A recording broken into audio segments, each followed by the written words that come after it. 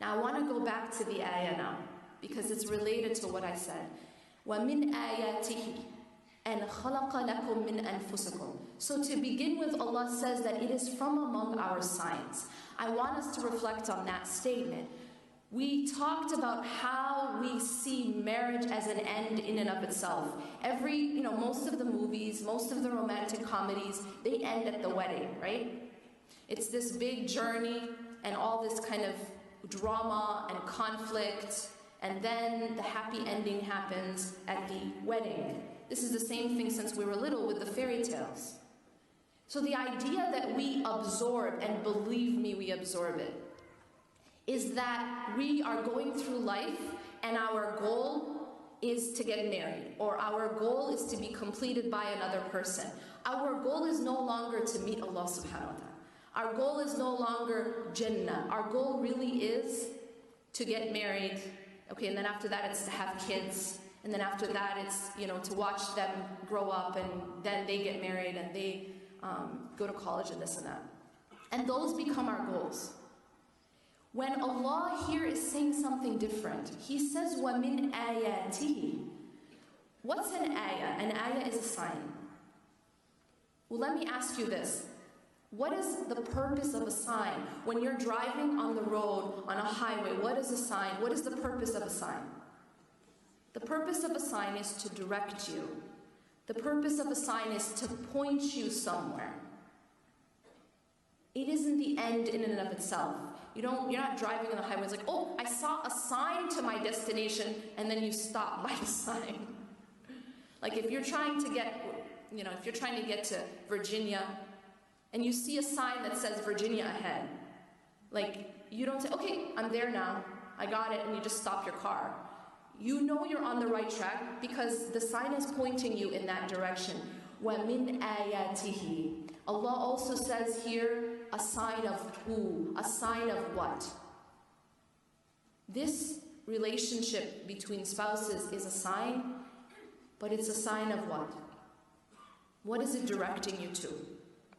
Ayatihi, His signs, from among His signs. So this relationship in and of itself, this mawadda and this rahmah that Allah is describing is in and of itself a means. It is a sign pointing you towards Him, towards Allah subhanahu wa ta'ala.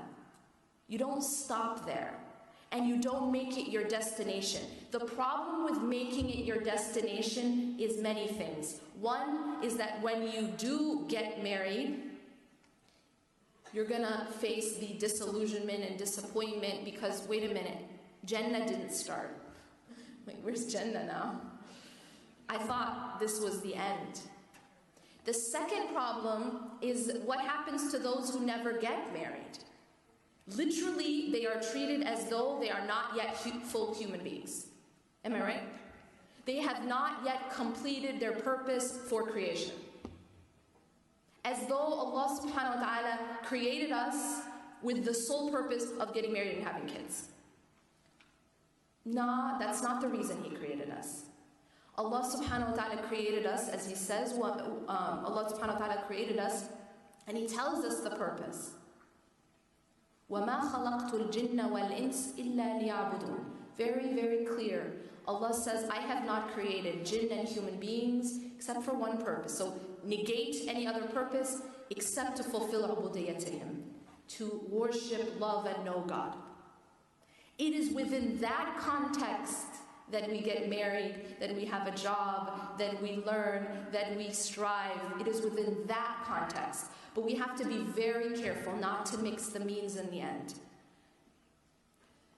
So these people who have not gotten married, essentially, they don't have one means to Allah subhanahu wa ta'ala, one vehicle, one route. But that's okay, they can find another until Allah subhanahu, whatever Allah writes for them.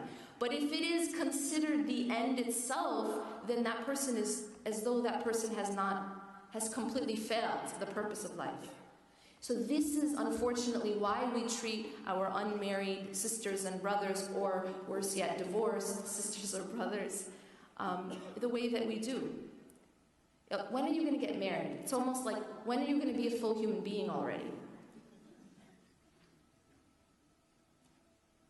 And then if they are divorced, wait, why did you stop being a human being? Or why are you now half a human being? We need to get things into perspective. Our purpose is Allah subhanahu wa ta'ala.